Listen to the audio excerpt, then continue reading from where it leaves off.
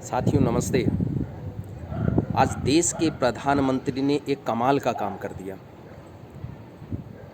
उन्होंने महामंडलेश्वर अवधेशानंद जी से फ़ोन पर बात करके एक अपील की है कि जो कुंभ मेला चल रहा है उसे सांकेतिक रखने का काम करें। एक और तो अवधेशानंद जी से या साधुओं से ये अपील कर रहे हैं कि उसे सांकेतिक रखने का काम करें, लेकिन दूसरी ओर अपनी रैली कर रहे हैं पश्चिम बंगाल में। ये कोरोना का तांडव एकदम ही आक्रमणकारी नहीं हो गया, ये पिछले कई दिनों से भयावह स्थिति में है। अभी कई दिनों से तो 2 लाख से ज़्यादा के केस देश में दर्ज किए जा रहे हैं, वो रिकॉर्ड है। जो रिकॉर्ड में नहीं है उसका आंकड़ा अगर जानेंगे तो स्थिति भयानक हो जाएगी। आंकड़े को छुपाने का काम किया जा रहा है, लेकिन देश के प्रधानमंत्री लोगों की स्वास्थ्य के साथ खिलवाड़ करने का काम कर रहे हैं। देश के प्रधानमंत्री जिनकी नैतिक जिम्मेदारी बनती है कि देश के लोगों के जान और माल की सुरक्षा करें, और इसी चीज़ की शपथ उन्होंने ले रखी है, संविधान की शपथ ले रखी है। बावजूद इसके उनकी प्रायोरिटी पर क्या है? उनकी प्रायोरिटी पर है पश्चिम बंगाल। पश्चिम बंगाल का चुनाव हर हाल में जीतना है। पश्चिम बंगाल के चुनाव के लिए लोगों की जान अगर दांव पर लगे कोई परवाह नहीं है। देश में वेंटिलेटर की कमी है, देश में अस्पतालों की कमी है, देश में दवाइयों की कमी है, देश में मरीजों को एम्बुलेंस नहीं मिल रही है, और सबसे भयावह स्थिति डेड बॉडी जलाने के लिए, उनके अंतिम संस्कार के लिए भी लोगों को टोकन लेना पड़ रहा है, 15-15 घंटे इंतज़ार करना पड़ रहा है। इससे भयावह स्थिति और क्या होगी? क्या देश के प्रधानमंत्री को 1 महीना पहले, 2 महीना पहले इसका आभास नहीं था? क्या उनको पहले मीटिंग नहीं करनी चाहिए थी? क्या देश के प्रधानमंत्री के लिए चुनावी रैली ज़्यादा ज़रूरी है? क्या देश के प्रधानमंत्री के लोगों की स्वास्थ्य को लेकर पहले मीटिंग या सर्वदलीय मीटिंग या जो एक्सपर्ट के साथ मीटिंग आज वो करने वाले हैं, क्या वो पहले नहीं होनी चाहिए थी? क्या इसकी रणनीति और तैयारी पूरी तरीके से पहले नहीं होनी चाहिए थी? 1 साल पहले देश के प्रधानमंत्री थाली और ताली बजवाने का काम करते हैं। क्या इस बार थाली और ताली बजवाने का काम आप लोग नहीं करेंगे? क्या कोरोना ताली और थाली बजाने से इस बार नहीं जाने वाला? अरे देश के प्रधानमंत्री की कुर्सी पर आप बैठे हुए हैं, आप विश्व नेता बनने के चक्कर में लोगों के जीवन के साथ खिलवाड़ नहीं कर सकते केवल अपना चुनाव जीतने के लिए। ये आपकी नैतिक जिम्मेदारी थी कि पिछले 1 साल से जब पहले शुरू में कोविड आया, उसमें सभी देश के लोगों ने आपका सहयोग किया और आज भी करने के लिए तैयार हैं। आपने लॉकडाउन 4 घंटे के नोटिस पर लगाया, लोग त्राहिमाम हुए, लोग पैदल चलते हुए मारे गए, लेकिन उसका रिजल्ट क्या हुआ? 1 साल के बाद भी हम उसी स्थिति में हैं। 1 साल के बाद भी हमारे पास वेंटिलेटर नहीं है, 1 साल के बाद भी हमारे पास ऑक्सीजन नहीं है। 17,000 करोड़ के 2 जहाज़ आपने अपने लिए खरीदने का काम किया। क्या देश इस स्थिति में था कि 17,000 के 2 जहाज़ खरीदने की पोजीशन में होता?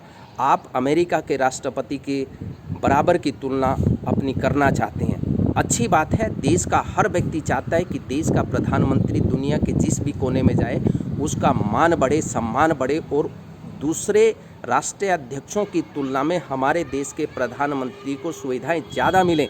इससे कौन इनकार कर रहा है? लेकिन लोग अगर त्राहिमाम हैं, अगर महामारी पूरे देश में फैली हुई है, अगर देश की हालत इतनी दयनीय स्थिति में पहुंच गई है, तब ये कतई ज़रूरत नहीं थी कि 17,000 करोड़ रुपए जहाज़ पर खर्च किए जाते, जिसमें केवल 3 व्यक्ति ही सफ़र करने के लिए एलिजिबल हैं, देश के प्रधानमंत्री, देश के राष्ट्रपति और उपराष्ट्रपति। क्या उसकी जगह देश में हॉस्पिटल बनाने का काम नहीं होना चाहिए था? क्या उसकी जगह ऑक्सीजन की ज़्यादा पैदावार होती, उसके लिए यूनिट लगाने का काम नहीं होना चाहिए था? क्या वेंटिलेटर बनाने का काम नहीं होना चाहिए था? क्या देश में एम्बुलेंस प्रॉपर तरीके से लोगों के लिए समय पर प्रोवाइड की जा सके, क्या उसकी व्यवस्था देश के प्रधानमंत्री को नहीं करनी चाहिए थी? क्या देश के प्रधानमंत्री को लोगों के स्वास्थ्य को लेकर के चिंतित नहीं होना चाहिए था। केवल अपनी राजनीति के लिए राजनीति करना कतई उचित नहीं है और हमारी नज़र में देश के प्रधानमंत्री एक कमज़ोर प्रधानमंत्री के तौर पर इतिहास में दर्ज हो चुके हैं। इतिहास इस बात को कभी नहीं भूल पाएगा कि एक ऐसा प्रधानमंत्री था जो केवल अपने प्रचार प्रसार के लिए देश की संसाधनों से लेकर, देश की पूंजी से लेकर, देश की जितनी भी इंफ्रास्ट्रक्चर है उसको केवल अपने आप को केंद्र बिंदु मान करके दुनिया में अपना नाम करने की कोशिश करता रहा, जबकि देश बर्बादी की कगार पर चलता चला गया। देश के संसाधन बेचने का रिकॉर्ड देश के प्रधानमंत्री ने अपने नाम दर्ज किया है। हमारी सरकार से प्रार्थना है कि देश की इस महामारी में जो लोग, आम लोग त्राहिमाम हैं, उनको स्वास्थ्य सुविधाएं देने का काम करें।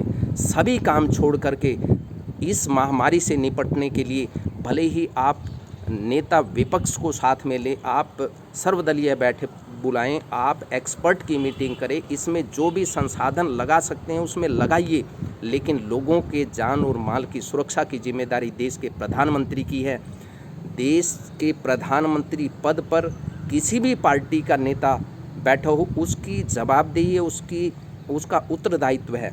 आप इससे भाग नहीं सकते। साथियों, आपके जीवन की सुरक्षा आपके अपने हाथ में है। आप सरकारों से इतनी उम्मीद बांध करके मत रखिए। हमारी अपील है कि कोविड गाइडलाइन की जो भी गाइडलाइन है उसका पालन कीजिए। अपने आप को सुरक्षित रखने के लिए आप खुद जिम्मेदार हैं। सरकार आपका इतना भला नहीं कर सकती जितना आप अपने परिवार का और खुद का बचाव कर सकते हैं। हमारी सरकार से अपील है कि अपनी सरकार को, यानी आपने पश्चिम बंगाल में न केवल खुद को झोंक दिया बल्कि पूरी की पूरी सरकार को पश्चिम बंगाल में लगा दिया।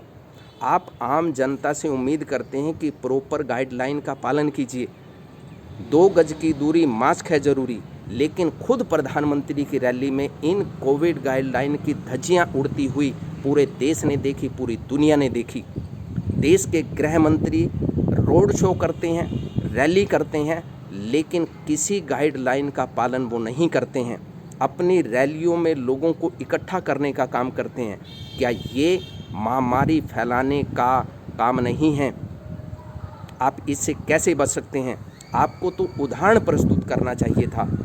और रही बात इन चुनाव की, ये चुनाव इतने ज़्यादा ज़रूरी नहीं थे और रैली करनी भी थी तो उसे डिजिटल प्लेटफार्म पर आप रैली कर सकते थे, अपनी बात आप रख सकते थे। राजनीति करिए, राजनीति करने से कौन रोक रहा है, लेकिन देश के स्वास्थ्य को दांव पर रखकर राजनीति अगर करोगे तो इसे देश की जनता कभी माफ़ नहीं करेगी।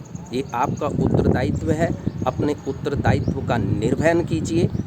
केवल लॉकडाउन, 4 घंटे के नोटिस पर लॉकडाउन लगाकर लोगों को घरों में कैद कर देना, ये सर्वथा उचित नहीं है।